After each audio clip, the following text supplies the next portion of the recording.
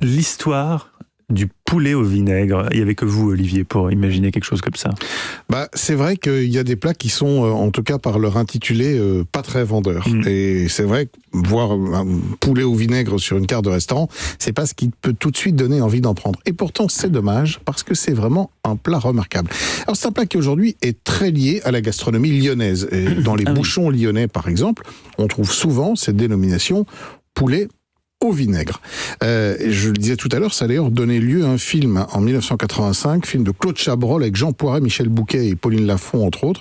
Et d'ailleurs, Claude Chabrol explique le nom de ce film est venu du fait qu'il y a un flic, donc un poulet, que le film est un peu acide et que le poulet au vinaigre est un de ses plats préférés.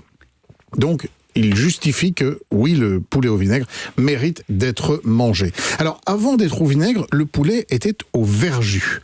Il faut savoir que le verjus, c'est une préparation qui est à base de ce qu'on appelle du jus vert, c'est-à-dire du jus de raisin pas mûr, et donc c'est un jus qui est très acide.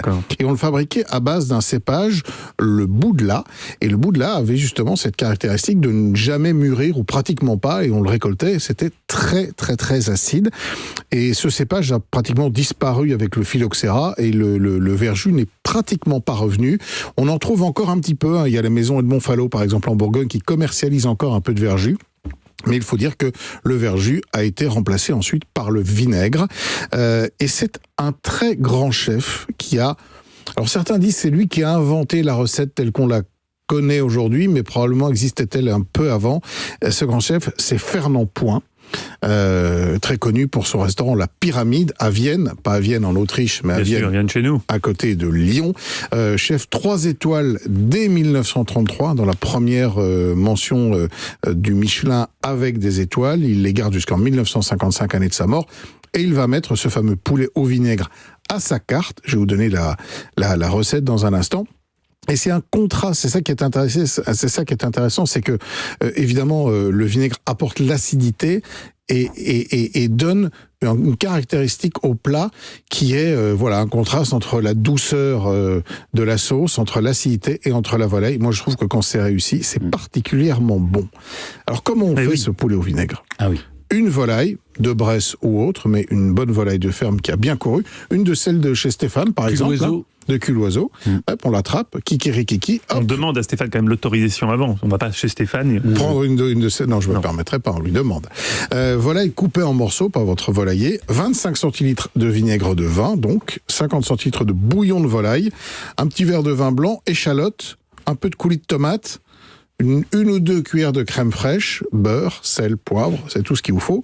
Donc l'idée c'est de faire revenir dans le beurre la volaille pour bien la colorer, bien la marquer. Ça dure 10 minutes, on l'enrobe bien d'une jolie coloration à la peau presque un peu croustillante. On fait revenir les échalotes, on réunit tout ça, on rajoute le vinaigre. Alors une partie de l'acidité du vinaigre va disparaître, va s'évaporer. Donc on n'aura pas un plat qui sera trop vinaigré quand même, mais ça va le parfumer. Ensuite, on rajoute le coulis de tomate, le vin blanc, on laisse mijoter une quinzaine de minutes. On rajoute le bouillon, on laisse à nouveau mijoter pour réduire tout ça. Et on termine par la crème, pour lier l'ensemble, 10 petites minutes pour avoir une consistance de sauce un petit peu plus épaisse. On sert bien chaud et puis on l'accompagne éventuellement de pommes de terre à la vapeur par exemple. Et je vous garantis que c'est une manière de faire le poulet qui est très digeste, qui est facile et qui change un peu. Et on peut rajouter, si on le souhaite, quelques champignons ou une cuillère de moutarde dans la préparation. C'est très bon également. Formidable. Finalement, vous nous avez réconciliés. Ça vous donne envie, presque. Oui, ça me donne envie. Oui, ça me donne envie. Vous pouvez venir à la maison quand vous voulez procéder à cette recette. Merci, Olivier. On peut retrouver toutes vos recettes sur le site europe1.fr.